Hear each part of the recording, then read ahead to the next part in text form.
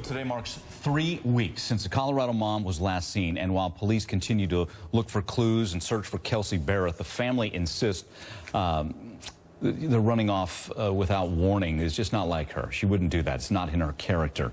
It was November 22nd, Thanksgiving Day, that Kelsey was last seen on surveillance video, and there it is. It's at a Safeway grocery store. Her fiance, the father of the baby, Patrick Frazee, says he last saw her when he went to pick up their daughter at Kelsey's home. Well, now Kelsey's mom is speaking out, telling NBC News that when she and Kelsey last spoke, nothing seemed out of the ordinary, and she knows there's still information out there about her daughter's disappearance. What did you talk about that day? Always just small things. And initially, she needed a recipe. Based on that conversation, there was nothing to make you believe there was anything wrong. Exactly. Yeah, her voice was fine. It was a normal day for her. I still know somebody knows where she's at. Somebody has seen her. There's more information out there. Somebody just needs to realize, to recognize, and to say something. Joining me now to talk about this, Bob Bianchi. He's host with Law and Crime Network and a former prosecutor, Morris County, New Jersey, also a criminal defense attorney. Can hit this on a lot of different angles. Big question, I think, for many is what's the relationship here between Kelsey and the fiance and father of the baby, Patrick Frazee. Kelsey's mom talked about that on the Today Show. Let's give it a listen. We'll get your take coming out, Bob. The relationship has been good. They're loving. Quick, to the point there. What questions do you have about the relationship? Well, I mean, we want to know whether or not there's something that's going on in this relationship. Obviously, he's going to be a person of interest. Anybody in that situation would be.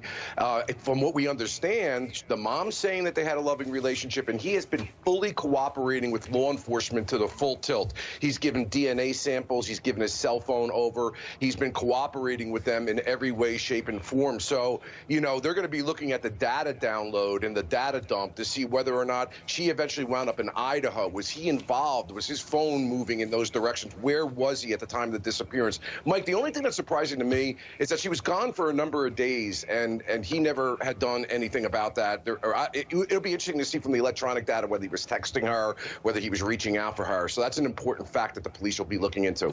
No, for sure. And you said it, it's worth reiterating. He is cooperating. He's not a suspect.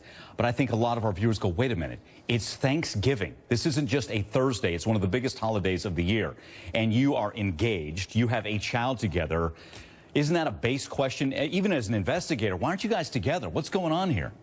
Yeah, sure. They're going to be looking for all the victimology data, if you will, from her side and his side. They're going to be crawling through that relationship, wondering the very questions you're asking. Unfortunately, we don't have that data right now, but he is not a suspect in the case. That could obviously change. We just don't know right now, Mike. And unfortunately, from my radar, having handled missing persons cases, this is a long time out right now, and she's not the kind of person, based on what we understand from the family and friends, that would just drop off the face of the earth, and a mom who would just leave her daughter behind. Something doesn't sound right to me. You know, you touched on, really, there was a statement issued by Patrick Frazee's attorney. In it, you know, he reiterates how cooperative his client has been, and you touched on, you know, what we could be looking at as potential evidence here, or at least things that investigators are looking at. Cooperating, released his phone for a search, and also doing cheek swabs for DNA. Let's hit on that one. What are they looking for there? Well, they're just trying to get a profile right now. So if they find her someplace, or if there's some DNA that if in fact he may have committed a crime, obviously they're looking at him as a person of interest. That does not mean he did this. I would be doing the very same thing. You go to all the typical suspects, but now they have all this data from him so that down the road, if they need it investigatively, it's there, and they don't have to get search warrants to get it. Again, missing 3 weeks now. Bob, thanks again. Appreciate it. You got it, Mike.